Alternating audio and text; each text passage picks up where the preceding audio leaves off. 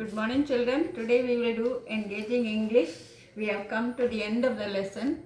Elder brother, and when the results were out, again the elder brother has failed, and he broke down and cried. And even though the younger brother came first in his class, he was not able to enjoy that achievement because of the elder brother's reaction, and they both cried together. That is what is given. And but at the same time, the younger brother thought now his elder brother will not have the chance to scold him, to find fault with him. But he also realized that the elder brother scolded him for his good, and maybe because it was of the scolding that he was able to pass. Page 84. But now a change came over my brother. He became much gentle. Perhaps he felt that he no longer had the right to tell me off. Tell me off means to scold him, to punish him because he himself has failed in the exam, or at least not as much as before. My independence grew. So younger brother is happy because he thinks the elder brother will not scold him anymore. I began to take unfair advantage of his tolerance. Tolerance is putting up, bearing things with which you don't agree. So I have started to imagine that I'd pass the next time whether I studied or not. So that pride comes in. He thinks that even if he does not study at all, he will be able to pass. The little I used to study because of my brother ceased too. So he used to study a little bit because of the brother's scolding, but that stopped now. He is not studying at all now. I found a new pleasure in flying kites, and I spent all my time at that sport. That is, the sport is the enjoyment of flying kites. In preparation for a kite tournament, I busied myself in solving problems like how to apply paste mixed with ground glass on it to cut the other fellow's kite off their strings. Here in Kerala, because of the trees growing close by, kite flying tournament is not practiced. But in other countries, other places, children enjoy flying kites and they find pleasure in cutting the kite of their friend. And then when the thread is cut off, it flies away and all of them try to catch the kite which has been cut. They make the thread strong by applying some powder with glass piece and all that. Glass piece is powdered and made into a paste applied on the string, and the string is left to dry. One day, far from the hostel, I was running madly to grab hold of a kite. A whole army of boys came racing out to welcome it with long, thick bamboo rods. So many boys are running after the kite which has been cut. A whole army of boys. Nobody cared who was in front or who was behind. Suddenly I collided with my brother. His brother had gone to market and was returning from market, so collided means he crashed into his brother, who was probably coming back from the market. He grabbed my hand and said angrily, "Ain't you ashamed of running with these ragamuffins after a 1 paisa kite? After all, what is the cost of a kite? It is just made out of paper and sticks. And you should be ashamed of running with these ragamuffins, that is the street boys, to catch this kite. Have you forgotten that you are not in a junior class anymore? You are in the senior section now, so you should be more respectable, act with dignity. You are in the 8th class now, 1 class behind me. You are smart, you are clever, you have passed without failing at all, and I failed many times. You're smart, there's no doubt about it. But what is the use if it destroys your self-respect? You must have some dignity. You mustn't run along with these street boys. So even if you get a big degree and your behavior is not correct, what is the use? That is what the elder brother is saying. You must have thought, I'm just a grade behind my brother. So now he doesn't have the right to say anything to me. That is 1 class difference only now And since the brother has failed so many times, the younger brother thinks that the elder brother has no right to scold him. But you are mistaken. I am 5 years older than you. And even if you come into my grade, that is the 9th standard, you can never equal the experience I have of life. Experience is a very important thing. That comes with age. The older you become, the wiser, the older you are, the wiser you become. So experience is something which comes only with age. It doesn't come with reading and book knowledge and all that. I am 5 years older than you, and even if you come into my grade, you can never equal the experience I have of life and the world. I know so much about the world. Even if you get an MA and a DLit or even a PhD.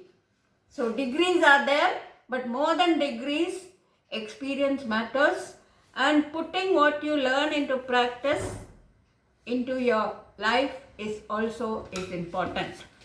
Now you have given MA, Master of Arts, DLit on page 85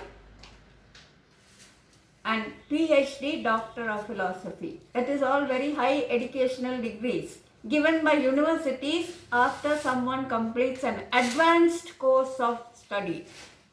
Very high level of learning, MA, then DLit and also PhD.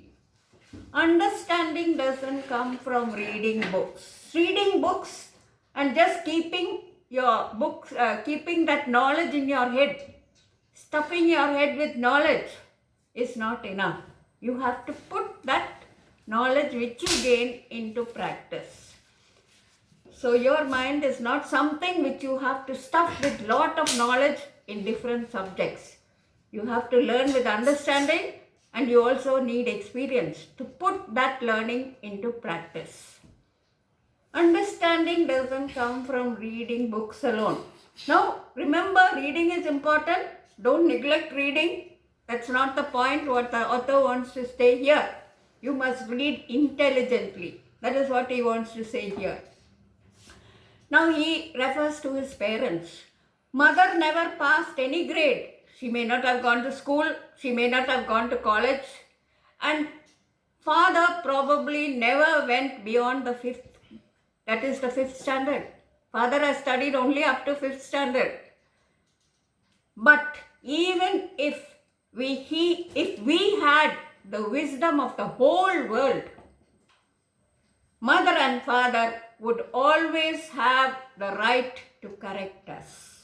They are the parents, they are older. And even if they are not so educated as we are, even if mother has not gone to school at all and father has only studied up to 5th standard, they know much more than us. They are more experienced. They have lived life. And so it is our duty to obey them and listen to them. Father would always have the right to correct us. That is, we should, if father disciplines us, we should be in line with that discipline. We should not speak angrily or against our parents. Maybe they don't know what kind of government they have in America that you study in history, or how many constellations there are in the sky, geography. Constellations are a group of stars. So they may not know any history or geography.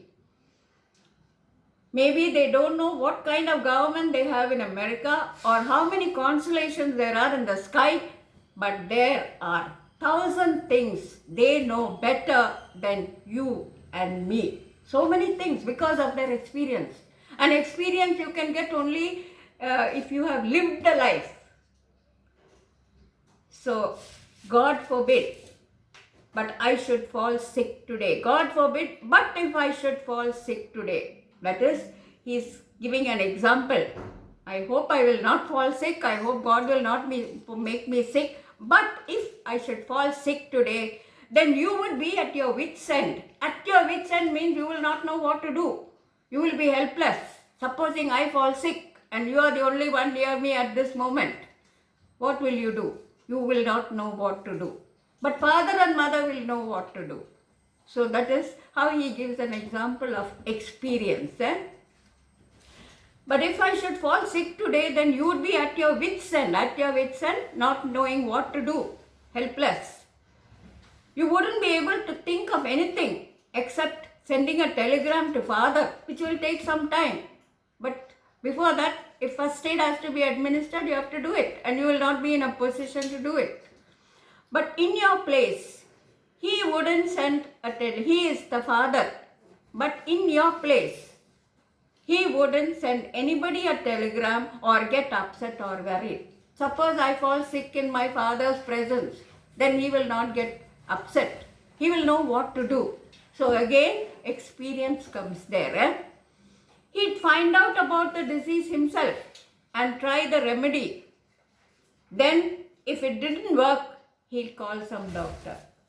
So in some situations in life, only parents will know what to do, what advice to give, and that comes only by experience. Reading is important, but along with reading, you should read intelligently, and also you should put that reading into practice.